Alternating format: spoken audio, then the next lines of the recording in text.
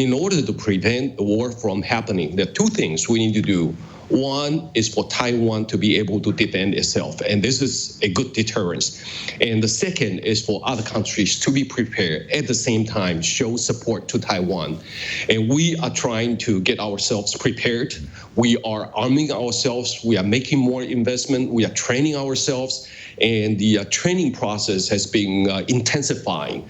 And this is a good deterrence against China. And we are also seeing major countries showing support for Taiwan. And this is another good deterrence against China. Xi Jinping has said that he wants the Chinese military to be ready to invade Taiwan by 2027. That's just 4 years away. I wonder how seriously you take these quite near at hand timescales for some kind of conflict, because the Americans also seem to take them seriously. We are taking the Chinese military threat very seriously, and that is the reason why we make more investment in our own defense capabilities. But we have not been focusing on one timeline only. For example, a lot of people are talking about 2025. Some people talk about 2027. Some people talk about 2035, and etc. We take all kinds of assessment in a very serious way, and what we want to be prepared for is no matter when the Chinese are going to launch its military attack against Taiwan, we are prepared. But I think 2027 is a year that we need to be serious about. First is that China have already announced that it's going to be militarily ready by year 2027. And that is also going to be the year that Xi Jinping will go into his fourth term. And if Xi Jinping is not able to tell the Chinese people that he has accomplished anything in the first, second, and the third term, he might want to initiate a crisis against Taiwan to show to the Chinese people that he has the desire and ability and taking actions against Taiwan for China's unification. So this is what we are looking at. So to be very, very clear about it, Mr. Wu, you are prepared for war in 4 years' time? I say that we need to be prepared for any time that China wants to mount an attack against Taiwan. And if we look at all the timelines, they all have their validity in their discussions. And to me personally, 2027 seems to be a year that we need to pay more attention to for the reason that China has already announced that it's going to be military ready. And at the same time, Xi Jinping will also go into his fourth term. And I think the worst type of situation that we have been looking at is looking at the Chinese aggression from a classical analysis on authoritarianism. If they have domestic problems, they might create external crisis to divert the domestic attention. And if you look at the Chinese economy, it's slowing down. And people are not happy. The real estate is something like melting down. The financial system or the financial situation has not been good, and people have been discontent after the long period of COVID lockdowns. So this is creating domestic pressure, and we are concerned that China may want to initiate a crisis to divert the domestic attention. And Taiwan is so conveniently located right next to China, and therefore we have to be concerned. And because of that, Taiwan government has been doubly prudent in handling our relations with China to prevent crisis from happening. And that, of course, presents lots of issues for other countries, friendly countries like Britain. The British Foreign Minister, James Cleverly, said recently it was very important that Britain did not pull the shutters down on China and that he had no intention of throwing away what influence I have. And he said this, he said, I keep being asked to sum up the nature of the relationship in one word. Are they competition? Are they a threat? Are they a challenge? Are they an opportunity? If you were talking to Mr. Cleverly, which word would you choose? I would say that we need to look at it in a very comprehensive way. Of course, the threat is there, might not be threatening the UK directly, but the Chinese military threat or its expansionism in this area is so apparent. And at the same time, China is also challenging our values when they expand, when they exercise their influences either in the Pacific or in the Indian Ocean, or in Africa.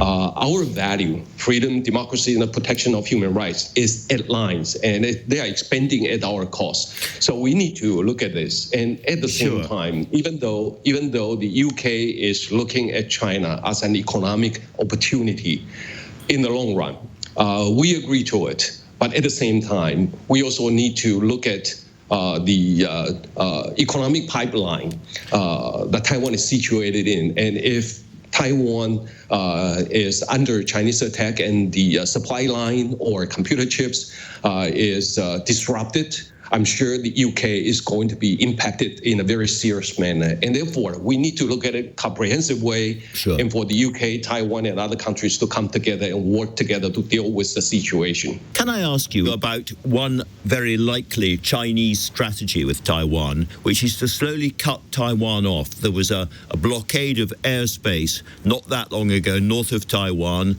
and the idea is that they'll make it harder and harder to travel to Taiwan and slowly strangle you economically. Do you have plans to deal with this problem? Yes, and what you say is something that we have been encountering. For example, in the military exercises in August last year, they announced several areas as no-fly zone to test their missiles. And just a couple of weeks ago, they also announced that they're going to have major military exercises around Taiwan. And immediately after that, they have announced another no-fly zone at a very busy international flight route. And with that kind of announcement, a lot of countries felt the pinch, and therefore they put pressure on China to make a change of it. And this kind of situation is something that we are very concerned about. And it's not only the international flight, it's also energy that we care about. It is also our communication with other countries, and it is also our relations with other countries. And China has been putting a lot of pressure on all this. Mr. Wu, let me finish by asking about this. It was quite clear to a lot of people a long time before Russia invaded Ukraine that it was likely that that was going to happen. The Russians talked about it, and somehow the rest of the world ignored that or pushed it to one side. Similarly, the Chinese talk endlessly about attacking your country, Taiwan. What is your message, therefore, to British people listening to this, but also to the British government, who is wondering whether they need to change policy on Taiwan? Well, the UK government has its integrated policy review with an Indo-Pacific tilt.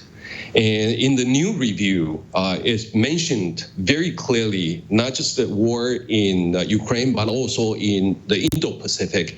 And all these kinds of views highlighted the UK government's attention to the possible scenarios in the Indo-Pacific. And if we go back to the war in Ukraine, we did not stop Russia from taking over Crimea. And the Russians were emboldened to go ahead and initiate a war against Ukraine. And the same kind of analogy can be drawn on the Indo-Pacific. We did not stop China from imposing national security law in Hong Kong. And people were asking, what is going to be the next? Is Taiwan going to be the next? Now Taiwan is feeling all this pressure. And if Taiwan is being taken by China, we can imagine that the waters within the first island chain, whether it's East China Sea or Taiwan Strait or South China Sea, I think it's all going to fall under China's influence or China's control. And it's going to be a danger for the countries in this region. And if we do not stop the authoritarianism from expanding any further, I think China has an ambition over the Pacific, the Indian Ocean, and Africa. And therefore, the lesson is that we need to stop the authoritarianism from expanding further. We made a mistake in not stopping Russia from attacking Ukraine. And I hope the like-minded partners, the UK included, can stop China from initiating any war against Taiwan.